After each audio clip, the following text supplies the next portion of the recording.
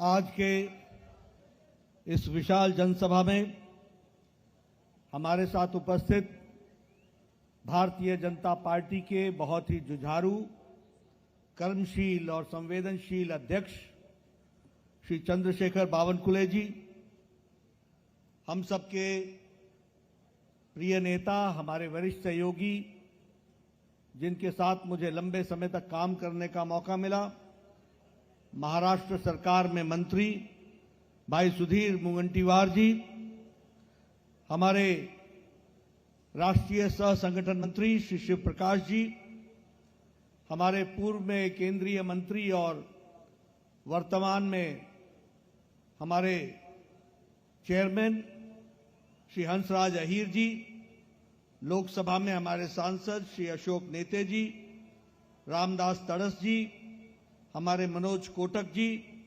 संजीव रेड्डी जी, संदीप ध्रुवे जी, श्री बंटी जी, रामदास आंबेडकर जी, हमारे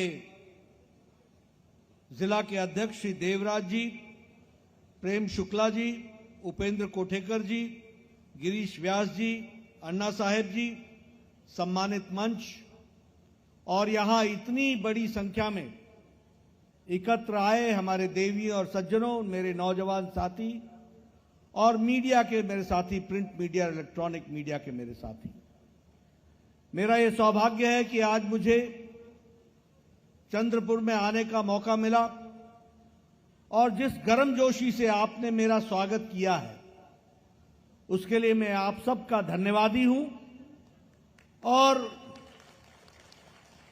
आप सबके सहयोग से भारतीय जनता पार्टी आगे बढ़े, इस कामना को लेकर के चंद्रपुर में भी भारतीय जनता पार्टी का परचम सदा लहराए, इस कामना के साथ मैं अपनी बात की शुरुआत करता हूं। मैं यहां जब आया हूं तो मैं महाकाली को याद न करूं तो शायद मेरा आना सार्थक नहीं होगा, इसलिए सबसे पहले तो मैं महाकाली को वंदन करता हुआ, नमन करता हुआ अपनी बात को प्रारंभ करता हूं। साथ ही साथ वीर बाबूराव शेरमाकी जी को याद करना यह भी मेरी जिम्मेवारी बनती है, जिन्होंने इस देश के लिए अपने आप को आहूत किया। ऐसे वीर पुरुष को भी याद करना मेरी जिम्मेवारी बनती है। मित्रों, मुझसे पूर्व वक्ताओं ने बहुत सी बातें आपके सामने रखी हैं और उन्होंने बड़े विस्तृत रूप में चंद्रपुर के इतिहास के बारे में, चंद्रपुर के योगदान के बारे में, ये सारी बातें आपके सामने रखी हैं। मैं जब आज आपके बीच में आया हूं तो कुछ बातों की तरफ आपका ध्यान आकृष्ट करना चाहता हूं। सबसे पहली बात तो यह है कि हम सब लोगों को यह ध्यान में रखना चाहिए कि जब विश्व मुसीबत के दौर से गुजर रहा है, जब विश्व हर तरीके के आघात के बीच से गुजर रहा है और हर देश अपने आप को संकट में पा रहा है, तो हम सौभाग्यशाली हैं कि भारत जैसे देश, 130-135 करोड़ का देश, इसका नेतृत्व हमारे आदरणीय प्रधानमंत्री श्री नरेंद्र मोदी जी कर रहे हैं, जो देश को विपरीत परिस्थिति में भी आगे ले जाने में कोई कसर नहीं छोड़ रहे हैं। इसको हमको समझना चाहिए। और फिर मैं यहां यह भी कहना चाहूंगा, सिर्फ कहने के लिए मैं नहीं कह रहा हूं, जिस देश ने हमको 200 साल तक राज किया, ब्रिटेन, आज इस मंदी के जमाने में भी भारत ब्रिटेन को पछाड़ करके दुनिया की 5वीं नंबर की अर्थव्यवस्था बनकर के खड़ा हो गया। आज जब अमेरिका इन्फ्लेशन से लड़ रहा है, रशिया इन्फ्लेशन से लड़ रहा है, वहां भारत अपनी इन्फ्लेशन को स्टेबिलिटी के साथ देश के अर्थव्यवस्था को मजबूत नींव पर रखने का काम कर रहा है। अगर आज मैं बात करूं तो सिर्फ इतना ही नहीं है, आज हम स्टील में दुनिया के दूसरे नंबर के मैन्युफैक्चरर हो गए। 8 सालों के अंदर जो देश 52% मोबाइल बाहर से लाता था, आज यह देश 97% मोबाइल भारत में बना रहा है और दुनिया को सप्लाई कर रहा है। केमिकल में हम सबसे बड़े एक्सपोर्टर, फार्मास्यूटिकल्स में हम सबसे बड़े एक्सपोर्टर, स्टील में हम सबसे बड़े एक्सपोर्टर। इसलिए आज अर्थव्यवस्था की दृष्टि से देखा जाए तो जब दुनिया की अर्थव्यवस्थाएं लड़खड़ा रही हैं, वहां हम आदरणीय मोदी जी के नेतृत्व में एक मजबूत अर्थव्यवस्था के साथ आगे बढ़ने का काम कर रहे हैं। इसको भी हमको समझ लेना चाहिए। मैं यहां यह भी कहना चाहूंगा कि आज हम सब भाग्यशाली हैं। मैं यहां देख रहा हूं आप सब लोग बड़े नजदीक नजदीक बैठे हैं। किसी ने मास्क नहीं लगाया है और सब बड़े आराम से बैठे हैं। अमेरिका में अभी तक टीकाकरण पूरा नहीं हुआ है। यूरोप ने अभी तक टीकाकरण पूरा नहीं किया है। चीन की हालत आप लोगों ने टेलीविजन में देख ली है। वहीं मोदी जी के नेतृत्व में भारत 220 करोड़ टीकाकरण, डबल डोज और बूस्टर के साथ सुरक्षा कवच पहन करके हमारे सामने ये तस्वीर दिखती है।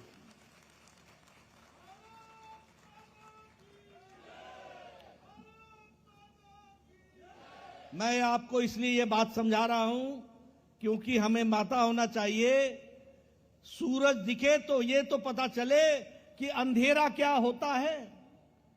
अगर हमको मुसीबत ना दिखे तो हमें कैसे पता चलेगा कि हमारे नेतृत्व ने सही समय पर क्या फैसला लिया था जिसके कारण हम आज सुरक्षित हैं। इस बात को भी हमको समझ लेना चाहिए। मित्रों, मैं आपके सामने चर्चा करना चाहता हूं। मैं पूर्व में स्वास्थ्य मंत्री रहा हूं। मैं बार बार बोलता हूं, ये कांग्रेसी अनपढ़, इनके समझ में नहीं आता है। इस देश में ट्यूबरक्लोसिस की दवा को आने में 25 साल लग गए। इस देश में पोलियो की दवा को आने में 28 साल लग गए। इस देश में टेटनस की दवा को आने में 20 साल लग गए। इस देश में जापानी बुखार की दवा को आने में 100 साल लग गए। 1906 में जापान में दवाई बन गई थी और 2006 में भारत में आई थी। लेकिन ये कोरोना जो 20 जनवरी 2020 को पहली बार भारत में आया था, 2020 के अप्रैल में मोदी जी ने टास्क फोर्स बैठाया, भारत सरकार की तरफ से अर्थ की व्यवस्था की, साइंटिस्टों को प्रोत्साहित किया और 9 महीने के अंदर एक नहीं 2 वैक्सीन बना करके भारत खड़ा हो गया। ये बात भी हमको समझनी चाहिए। और मित्रों, वैक्सीन मैत्री के तहत हमने 100 देशों को वैक्सीन पहुंचाई है, 100 देशों को, और 48 देशों को मुफ्त पहुंचाई है। यानी भारत अब मांगने वाला भारत नहीं है, भारत अब मोदी जी के नेतृत्व में देने वाला भारत बन गया है। इस बात को भी हमको समझ लेना चाहिए। मित्रों, ये युद्ध हुआ और चल भी रहा है।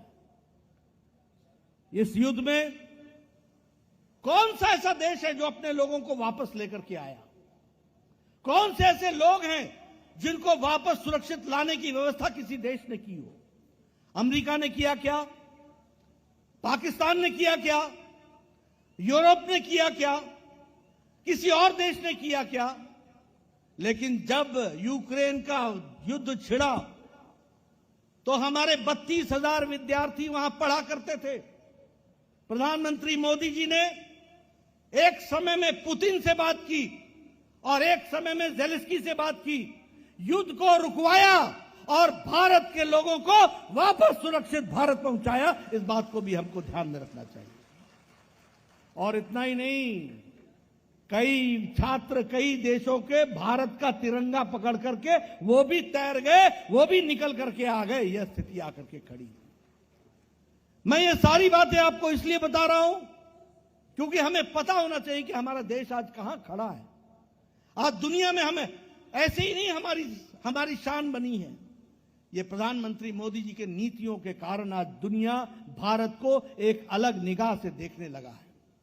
हम इलेक्ट्रॉनिक्स में 6 गुना हमारा एक्सपोर्ट बढ़ गया है। हम इलेक्ट्रॉनिक्स में 7 गुना हमारा मैन्युफैक्चर बढ़ गया है।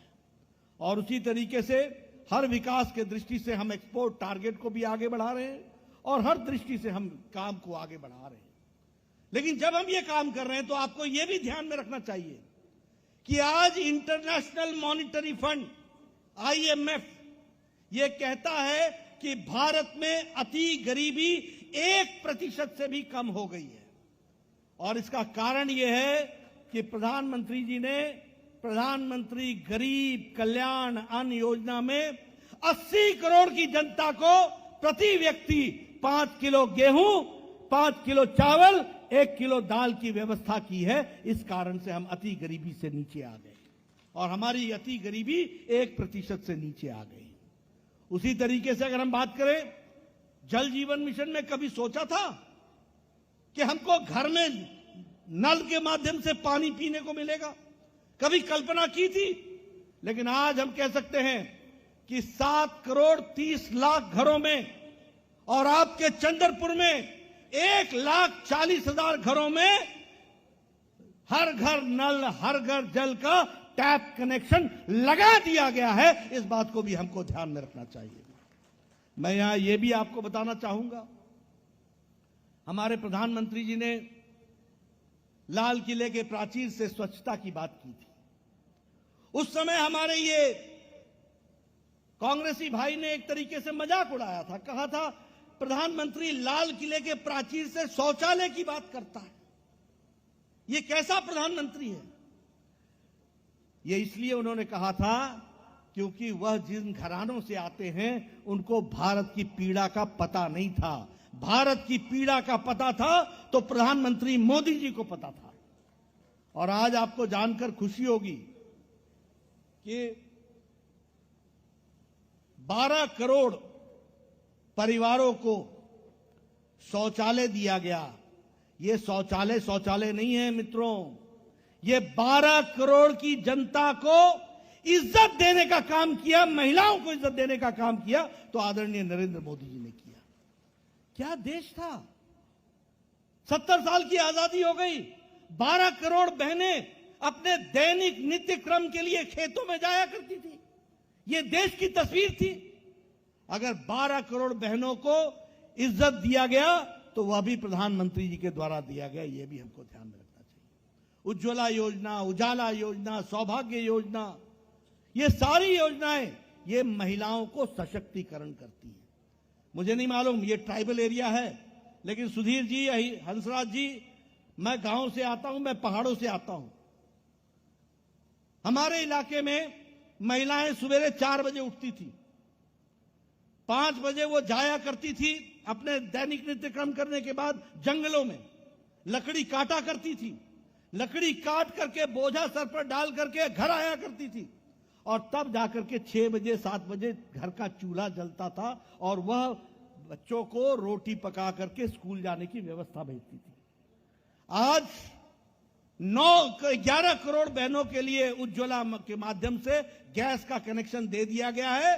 अब हमारी बहनें टक से लाइटर जलाती हैं, 5 मिनट में चाय, आधे घंटे में भोजन करा करके अपने परिवार को आगे बढ़ाती हैं। ये मैं आप राजनीतिक कार्यकर्ता हैं, आपको मैं बताना चाहता हूं किस तरीके से आम महिलाओं को ताकत मिली है। इस बात को भी हमको समझना चाहिए। आप बताइए, प्रधानमंत्री किसान सम्मान निधि में हर चौथे महीने 11 करोड़ 74 लाख किसानों को 2-2 हजार रुपए मिल रहे हैं कि नहीं मिल रहे हैं? उनको ताकत मिल रही है कि नहीं मिल रही है? और सबसे बड़ी बात यह है कि एक प्रधानमंत्री बोलता था कि मैं 1 रुपया भेजता हूं तो 85 पैसे घर में बीच में खर्च हो जाते हैं, 15 पैसा ही जाता है। पता नहीं कौन सा हाथ था जिसमें वो फंस जाता था, कहां फंस जाता था। आज हमारे प्रधानमंत्री जी दिल्ली में एक बटन दबाते हैं और 11 करोड़ 74 लाख परिवारों को 2,000 रुपए उनके खाते में 15 सेकंड के अंदर पहुंच जाता है। 15 सेकंड के अंदर यह है डिजिटल इंडिया, यह है डिजिटल बढ़ता हुआ भारत। प्रधानमंत्री फसल बीमा योजना हो, किसान मानधन योजना हो, कोई भी योजना हो, सारी योजनाएं जो चलाई गई हैं वह देश को और किसान भाइयों को ताकत देने के लिए चलाई गई हैं, ये हमको समझना चाहिए। मैं यहां यह भी कहना चाहूंगा, आयुष्मान भारत जिसकी चर्चा भी सुधीर जी ने की, मित्रों ये दुनिया इससे चकरा जाती है।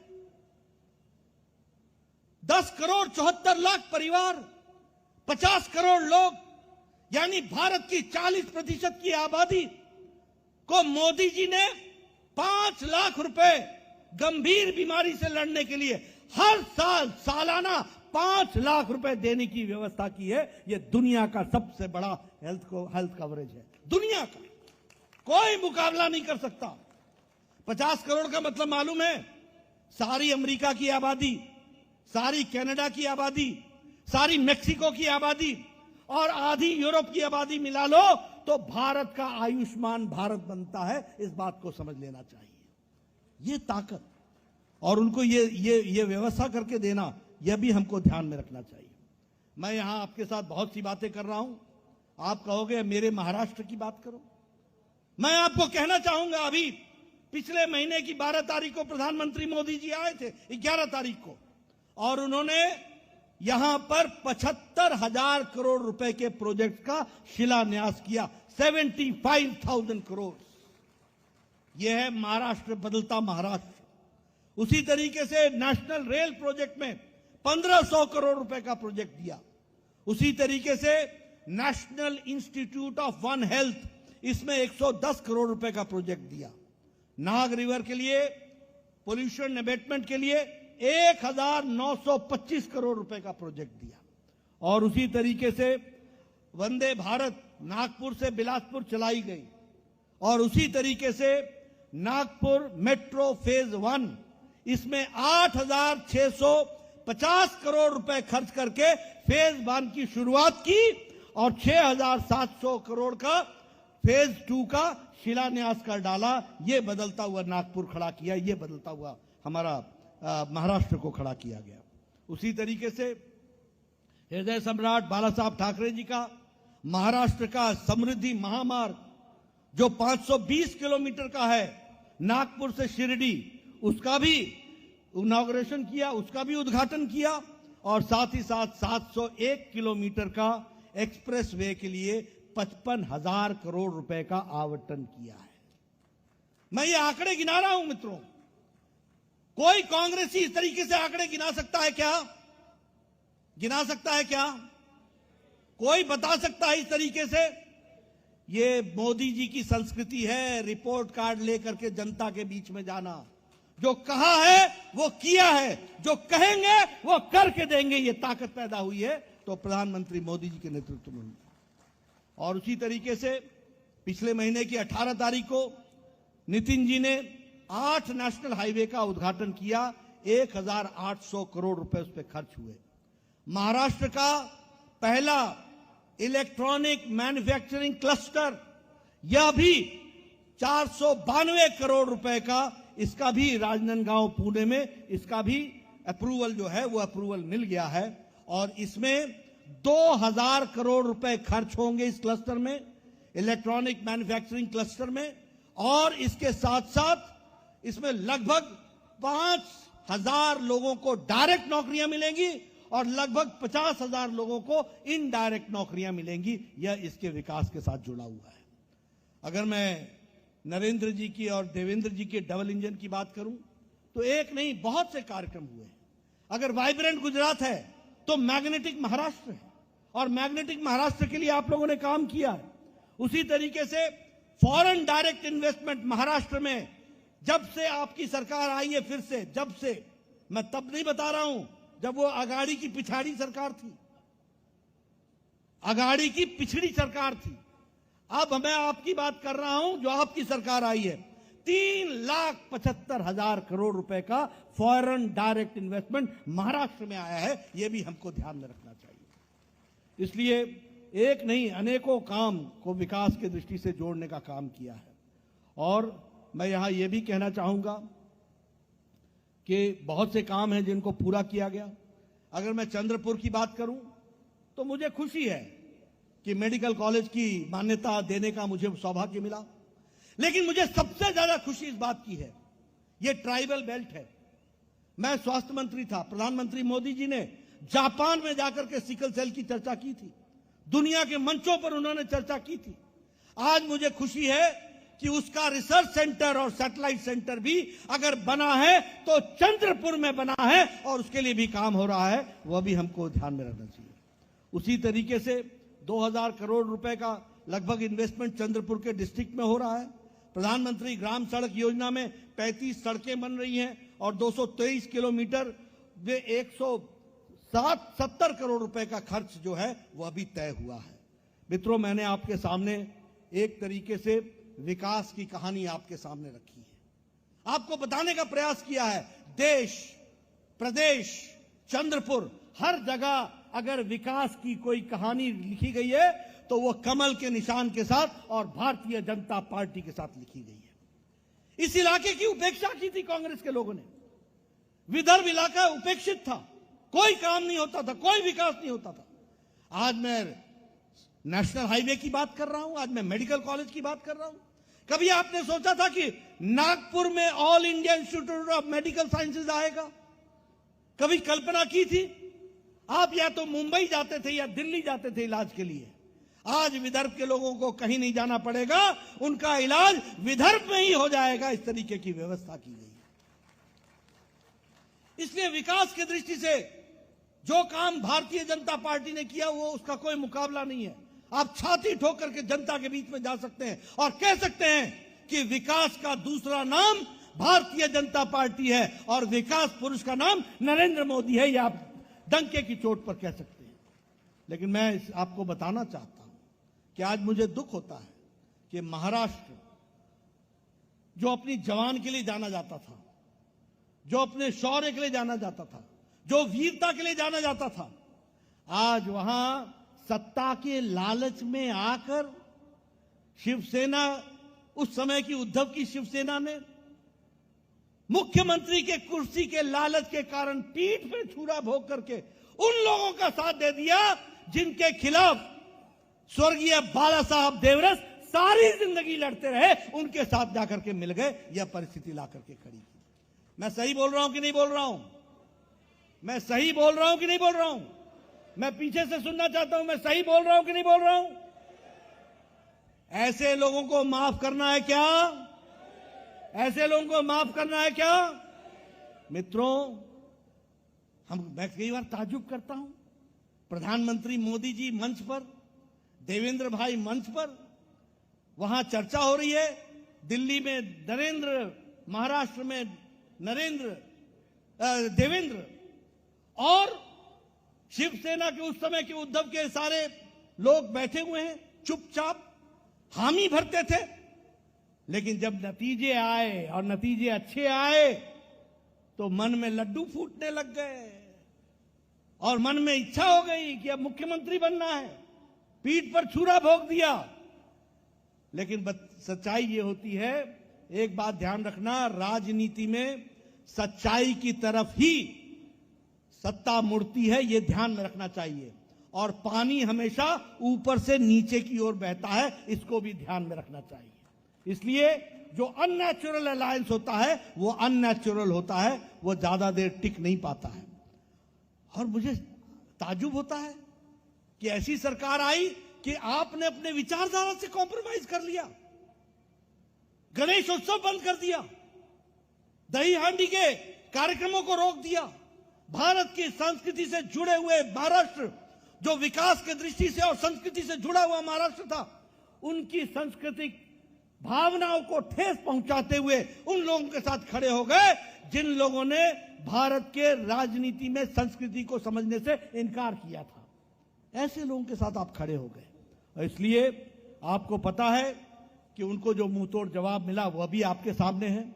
आज आपकी सरकार बनी है। आज एकनाथ शिंदे जी और देवेंद्र फडणवीस जी पूरी मजबूती के साथ महाराष्ट्र को विकास के आगे ले जा रहे हैं और इसको आगे ले जाएंगे। और हम लोगों को पूरी ताकत से आगे बढ़ना है और महाराष्ट्र के विकास में कोई कसर नहीं छोड़नी है। इस बात को भी हमको ध्यान में रखना चाहिए। मैं याद नहीं दिलाना चाहता, लेकिन हमारे पालघर में साधुओं के साथ जो बर्ताव हुआ, उद्धव हिंदू सम्राट के बेटे सीबीआई को इंक्वायरी थमाने से पीछे हट गए। एनसीपी और कांग्रेस के दबाव में आकर के क्या हो गया था? भ्रष्टाचार ऐसे करने लगे, 3-3 दुकानें खुल गई, 3-3 दुकानें।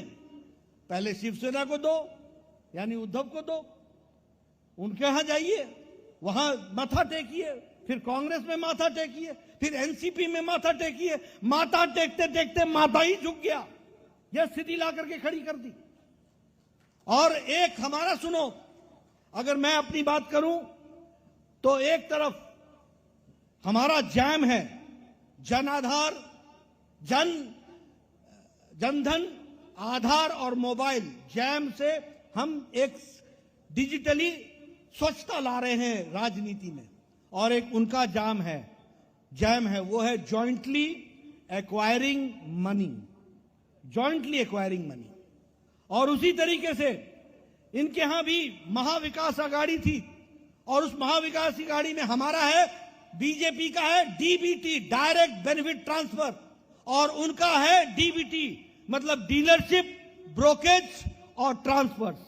यही करते चलो, डीलरशिप लो, ब्रोकेज करो, दलाली करो और ट्रांसफर्स में धंधा कमाओ।